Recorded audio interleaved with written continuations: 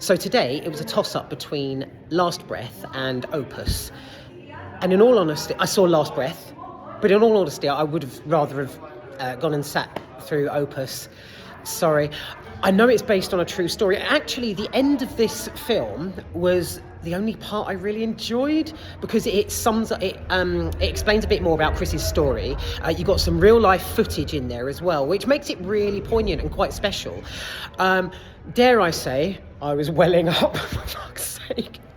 Oh my God, what the fuck's happening at the moment? The end of Last Breath, brilliant. But the rest of it, no way. Jose, it was nowhere near as intense as I thought it would be. And I know there's only so far, again, that you can go with a real life story. But even the poster, before I saw this, on the poster, you've got this, like, the ship that the divers are on. It's sort of like, on a wave, riding a giant wave. There's even a lightning bolt on the poster. Might sound a bit irrelevant, but it gave it this whole facade, it masked it with this whole, like, oh my God, film of doom, like an ominous, eerie sort of thing. And it was anything but. It really was. It was, so what I was expecting, so I'll lay it on the line, what I was expecting was, moments of tension where the divers they plunge down into the depths. There's a slight risk of danger from perhaps sea life, the odd shark thrown in. I don't know how many sharks are actually in the North Sea, or whatever sea it was. I expected like a slight moment of tension when they plunge into the depths. But the intensity I really, really wanted, and was when the countdown to no oxygen. So when the diver, I wanted the build up to the diver losing his oxygen. Then I wanted the absolute intrigue. I didn't get any of that at all. He basically, the character, the way this film's produced, the divers, fine, they're under the water, they hit the seabed. There's a bit of, there's techie talk, seaman talk. It's just not. I got none of what I expected at all. So they hit the seabed. There's some techie talk, and then after that, there's Chris, the character Chris, or the real guy Chris. He basically. He loses his oxygen, and he's attached to this layer of a chunk of metal. I don't know what they call it. I really wasn't interested. Because there's a lot of it throughout Last Breath. There's a lot of sea tech talk. So you've got the controllers on the ship barking orders. You've got people, talking. I mean, I think the only thing I understood in their techie terms was the carabiner. Carabiner, the hooks he's attached to this metal thing via his carabiner. That's all I took away. Basically, he goes down, he gets stuck, they go down and get him, bring him back up, bang. End of film.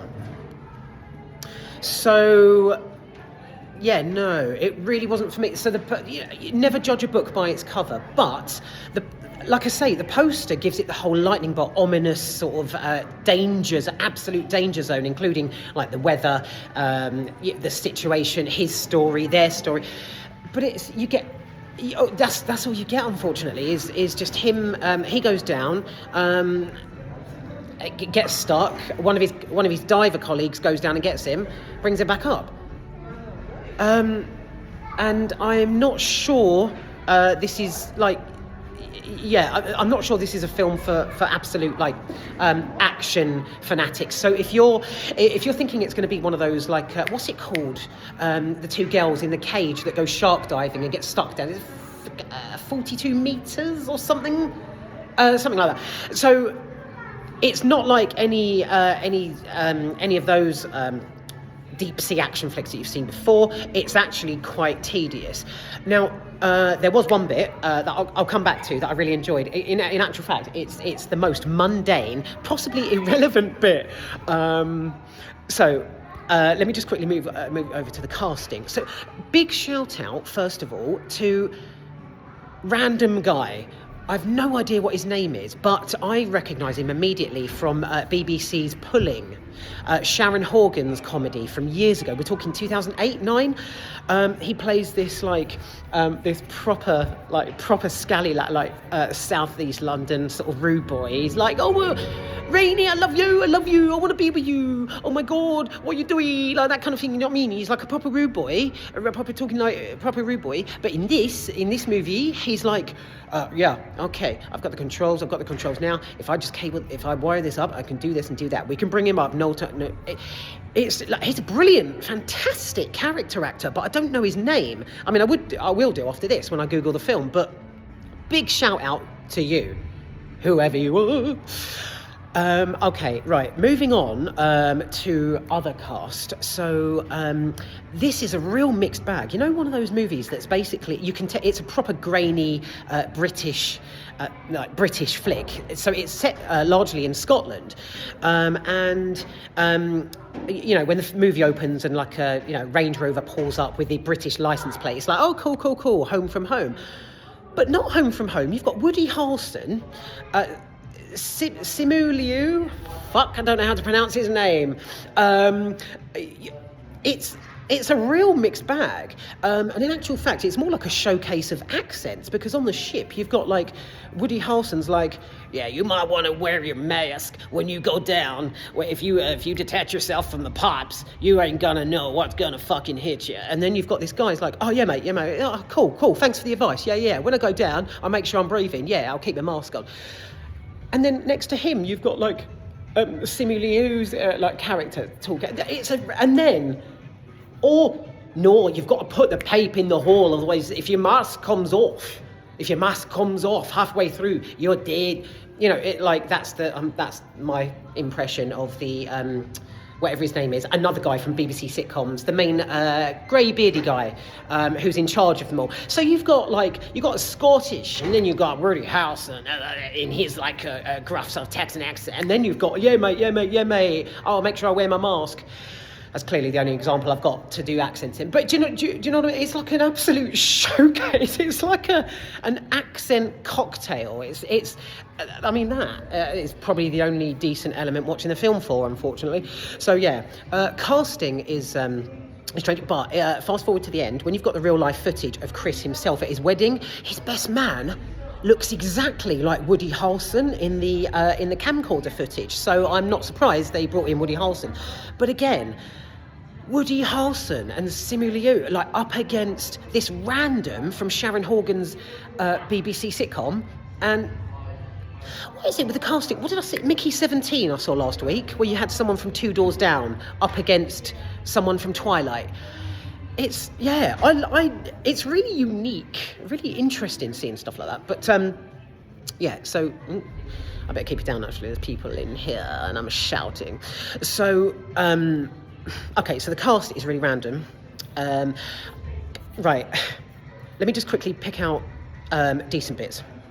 The bit that I was going to come back to was when Chris is underwater, he lights a flare. Side note, how do flares work underwater? Am I being completely dense, or they sort of go, but they're surrounded by water? How does that work? Anyway, right. So what I was going to say, yeah. So Chris, he goes on as soon as he goes underwater and he lights a flare. There's a really gorgeous bit. Oh, double side note. Unfortunately, the lighting in the cinema, they're supposed to be on, like not emergency lights, but the spotlight bulbs in the ceiling. I literally had as if sun glare, because triple side note, watch Last Breath don't watch it at all, to be fair, but if you do, watch it at night or in absolute pitch black, because I was like this with fucking ceiling lights. And when he lights up his flare, there's this gorgeous red, sparkling red, just the crystal clarity on the screen. I got just 2.5 seconds, but it was really pretty, very pretty. It was nice. I appreciate flares and masks. What can I say? So yeah, he's when he goes down, there was that bit that was cool. But okay, yeah. So you got sparkly lights.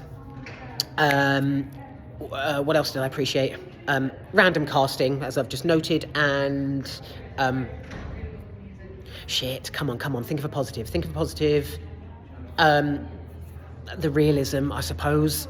The sort of the camaraderie of the guys, the divers together, that kind of thing. Oh, I'm really trying to paint this in a fantastic light. There was that, but yeah, like I say, there was no intense, nowhere near the level of intensity I wanted. And coupled with that was the whole when his character does go down, right down to the depths. Like, there was this split second around the time of the sparkly flare lighting up his mask. There was this whole because I remember I was shielding my eyes.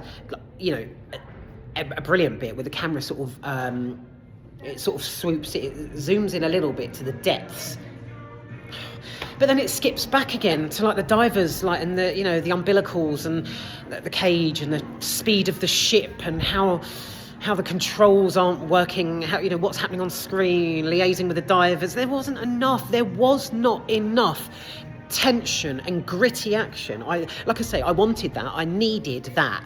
I needed the whole countdown, because in a film like this, normally you've got the oh my god, it's 3, 2 and those sorts of films where you take a breath at the same time. I wanted that. I deserved that. Didn't get that. So, that wasn't great.